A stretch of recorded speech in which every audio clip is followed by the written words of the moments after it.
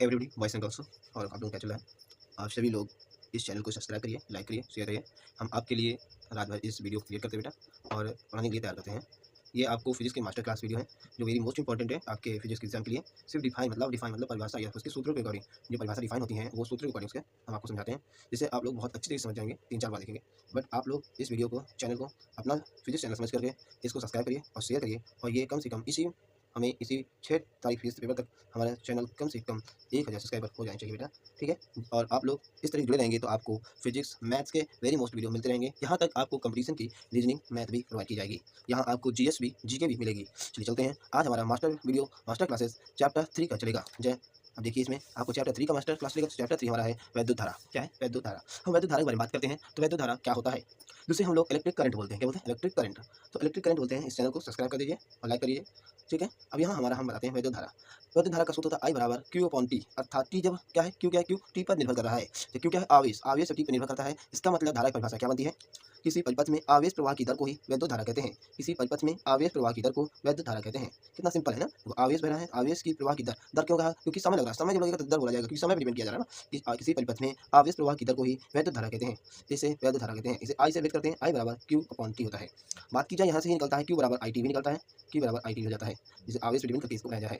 मुक्त इलेक्ट्रॉनों का औसत ऊष्मीय वेग क्या होता है? तो जब मुक्त इलेक्ट्रॉन आप गत करते हैं तो उनका जो इलेक्ट्रॉन गत करते समय एक दूसरे टकराते हैं और टकराते समय जो ऊष्मा उत्पन्न होती है उस ऊष्मा को ही ऊष्मीय वेग कहते हैं, तथा कुल ऊष्माओं को ही उस औसत ऊष्मीय वेग भी कहते हैं, जो U1 U2 U3 dot UN बटे n बराबर 0 के बराबर हो जाता है। अर्थात जब मुक्त इलेक्ट्रॉन एक दूसरे टकराते हैं तो ऊष्मा उत्पन्न होती है, वो अपने स्पेक्ट्रम को भी खो देते हैं। अनुगमन वेग के बारे में बात किया जाए और वैद्युत धारा के संबंध में बात की जाए तो वेरी मोस्ट इंपॉर्टेंट है ये, और ये कई बार एग्जाम में आ चुका है। वेरी मोस्ट इंपॉर्टेंट है, very very very very important, very most important है, सुन लो।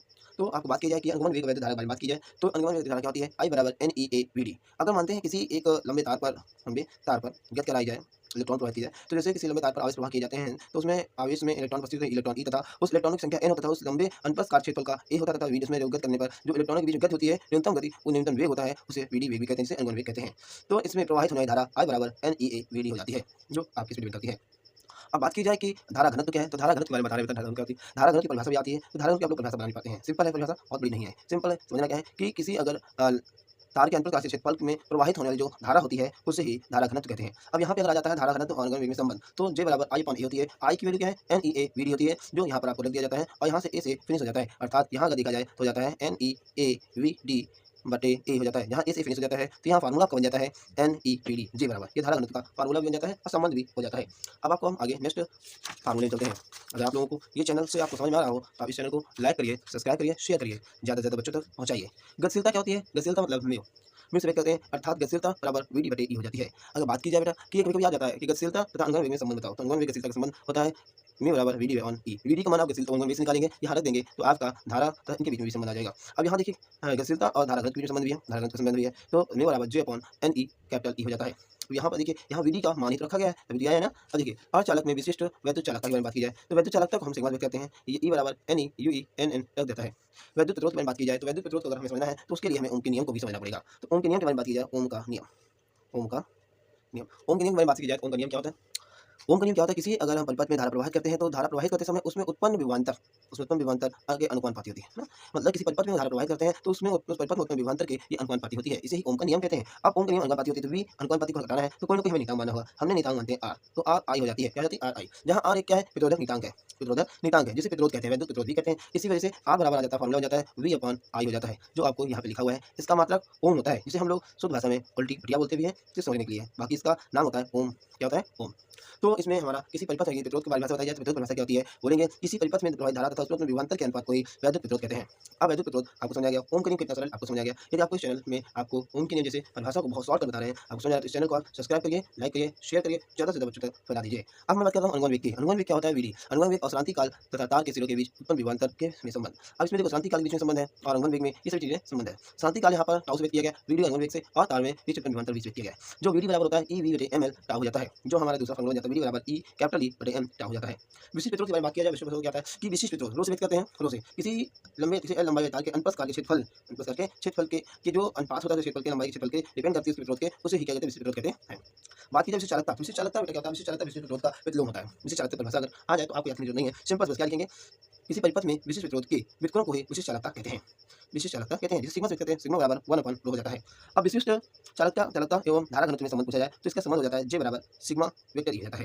तो यहाँ आपकी सदिश से रिलेट करती है, इसलिए यहाँ पर वेक्टर लिखते हैं। नेक्स्ट क्वेश्चन देखिए बेटा। ओके, नेक्स्ट फार्मूला अकॉर्डिंग आपको बता रहे हैं। नेक्स्ट हमारा फार्मूला है 1 डिग्री सेंटीग्रेड ताप पर प्रतिरोध कितना होता है। 1 डिग्री सेंटीग्रेड ताप पर बात की जाए तो R सफिशिएंट हो जाता है बराबर R नॉट, यहाँ होता है 1 माइनस आपका अल्फा टी हो जाता है।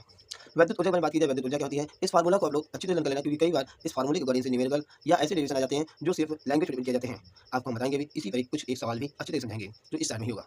तो क्या क्या कार्य क्या होता है, ऊर्जा ही कार्य है, कार्य ऊर्जा है। अब ऊष्मा परिवहन भी यही की जाती है। तो यहाँ बात की जाए कि W बराबर VIT हो जाता है, W बराबर IRT, W बराबर आपका क्या कार्य है, जूल है, ऊर्जा परिवहन किया तो V²T/R हो जाता है। ये सारे फार्मूले W परिवहन करते हैं। यहाँ तक हेनरी परिवहन किया जाता है, H बराबर W/4.2 होता है। ओके, तो अगर इसमें वैद्युत शक्ति फार्मूला देखा जाए, वैद्युत शक्ति क्या होता है, P बराबर W/T, जहाँ P अगर W वैल्यू रखी जाती है, यहाँ I² R हो जाती है, जिसमें इसका यूज किया जाता है। इसमें एक आपका ऐसा डिवीजन आता है जो आपको सिद्ध करना होता है। कहता है कि यदि किसी दो परिपथ में वैद्युत शक्ति बराबर हो या वैद्युत शक्ति आपकी समान है, वैद्युत शक्ति क्या है, समान है, P1 और P2 बराबर है, P1 P2 बराबर है, तो इसमें प्रतिरोध को R1 R2 से लिया गया है। तो यदि R1 अलग है, R2 अलग है, दो प्रतिरोध हैं, दोनों को अलग करके जोड़ा गया है, तो बताइए, तो सिद्ध करिए कि R बराबर √R1 और R2 होना चाहिए।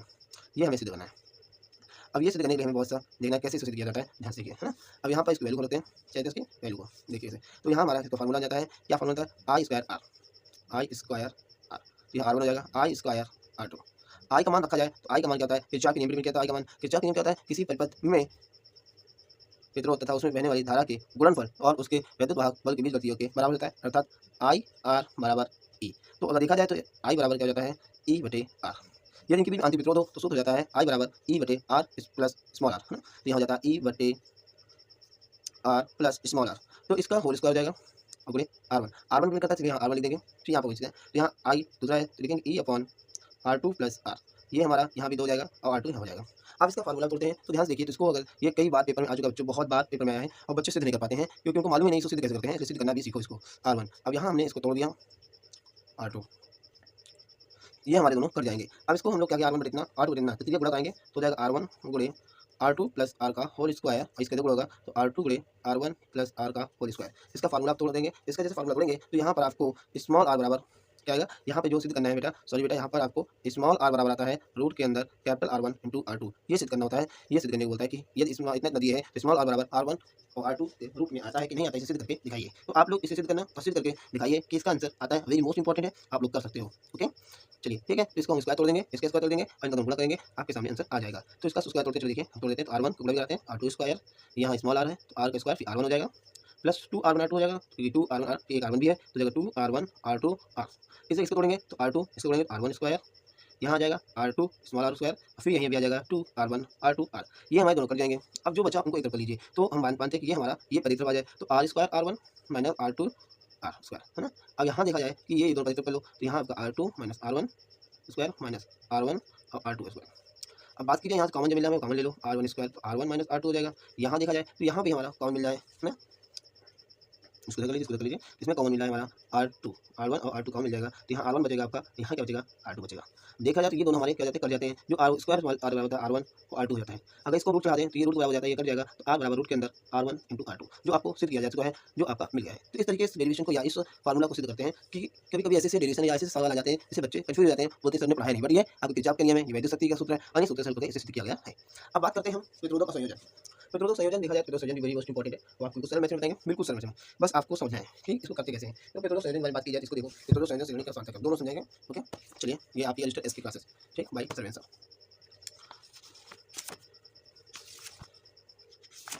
तो हम बात करते हैं आपका प्रतिरोधों का संयोजन, प्रतिरोधों का संयोजन, प्रतिरोधों का संयोजन, प्रतिरोधों का संयोजन। आज आपको हम जब संयोजन पढ़ाएंगे तो आप संयोजन बहुत अच्छी तरीके से समझ लेंगे। तो प्रतिरोधक संयोजन वाली बात की जाए तो ये श्रेणी क्रम समांतर क्रम दो संयोजन होते हैं, श्रेणी क्रम और समांतर क्रम, समांतर क्रम, समांतर क्रम। तो श्रेणी क्रम में देखा जाए, श्रेणी क्रम प्रतिरोध का क्या होता है, ये श्रेणी क्रम में जुड़ जाता है, श्रेणी क्रम में। तो आपको बता दें श्रेणी क्रम प्रतिरोध, समांतर क्रम प्रतिरोध, देखो ये है आपका श्रेणी क्रम, ये है आपका समांतर क्रम। तो अगर श्रेणी क्रम समांतर क्रम प्रतिरोध वाली बात की जाए तो इन्हें कैसे जोड़ते हैं, ध्यान से देखिए, 1 2 3, ये आपका श्रेणी क्रम हो गया, R1 R2 और R3। तो जब श्रेणी क्रम में जुड़ जाता है तो इनके जो बीच उत्पन्न विभवांतर तो अलग अलग होता है बेटा, क्या होता है, अलग अलग। तो इसकी अगर लैंग्वेज बात की जाए, लैंग्वेज क्या होता है कि कहते हैं जब किसी श्रेणी क्रम प्रतिरोधक को R1 R2 R3 को माना रखते हैं, माना R1 R2 R3 को श्रेणी क्रम में जोड़ा जाता है, ऐसे क्रम कोई इसमें उत्पन्न विभवांतर समान हो, मतलब उत्पन्न विभवांतर भिन्न भिन्न हो, परंतु बहने धारा समान हो, तो इसे श्रेणी क्रम प्रतिरोध कहते हैं। ऐसा संयोजन मतलब प्रतिरोधक ऐसा संयोजन जिसमें R1 R2 को रखने पर विभवांतर भिन्न भिन्न हो और प्रवाहित धारा उसकी समान हो, तो इस संयोजन को श्रेणी क्रम संयोजन कहते हैं। तो अब इसके बाद बात की जाए कि R1 पर उत्पन्न विभवांतर V1 बराबर हो जाता है, सूत्र क्या सूत्र होता है I R1 हो जाता है। इसी प्रकार V2 बराबर हो जाता है I R2, इसी प्रकार V3 बराबर हो जाता है I R3। अब कुल विभवांतर बात की जाए तो V बराबर V1 plus V2 plus V3 हो जाता है।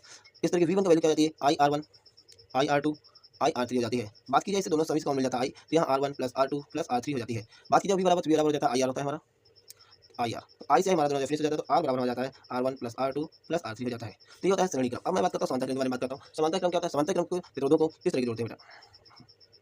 समांतर क्रम तो ऐसे तो लेकिन माना ऐसा संयोजन जिसमें R1 R2 और R3 को ऐसे क्रम में रखा जाए जिससे उनके बीच उत्पन्न विभवांतर क्या हो, समान हो, विभवांतर क्या समान हो, परंतु बहने धारा अलग अलग हो, भिन्न हो, परंतु बहने धारा क्या हो, अलग हो, भिन्न हो, उससे ऐसे संयोजन को समांतर क्रम संयोजन कहते हैं। बात की जाए समांतर क्रम संयोजन के बारे में, तो इसमें धारा अलग अलग है, तो पहले लेंगे R1 पर प्रवाहित धारा, तो I1 हो जाएगा, I1 बराबर होता है, इसका सूत्र क्या होता है V/R1।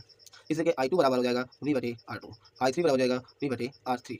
कुल धारा प्रवाहित होने वाली कुल धारा I बराबर I1 plus I2 plus I3। Value उठा देंगे, यहाँ पर होता है V/R, यहाँ V/R1 V/R2 V/R3।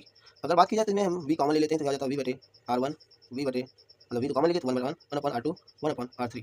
यहाँ से V कॉमन ले लेते हैं, यहाँ भी 1/R हो जाता है। V से भी फिनिश हो जाता है, तो फार्मूला बन जाता है 1/R बराबर 1/R1 1/R2 प्लस लगता है बेटा 1/R3। ये आपका फार्मूला बन जाता है, जो वेरी मोस्ट इंपॉर्टेंट है। इस तरीके आपको अगर समझ में आ रहा हो तो मेरे चैनल को ज़्यादा से ज़्यादा सब्सक्राइब करिए, शेयर करिए और कम से कम इसी मंथ के अंदर 6 तारीख तक हमारा वीडियो हर बच्चों तक पहुँचाइए। और इस तरीके आपको मास्टर वीडियो और भी मिलेंगे डेरिवेशन सहित।